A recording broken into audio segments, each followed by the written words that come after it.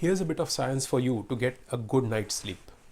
At least 1 hour before you go to sleep, turn off all the blue or fluorescent lights in your house and turn on the incandescent or orange lights. What's a blue light? This is blue light.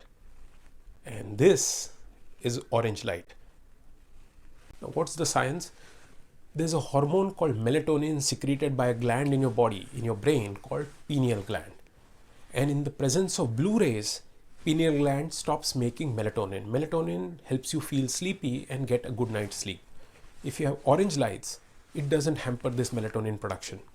So every time you have blue lights on, your pineal gland stops making melatonin, and so it makes you more awake.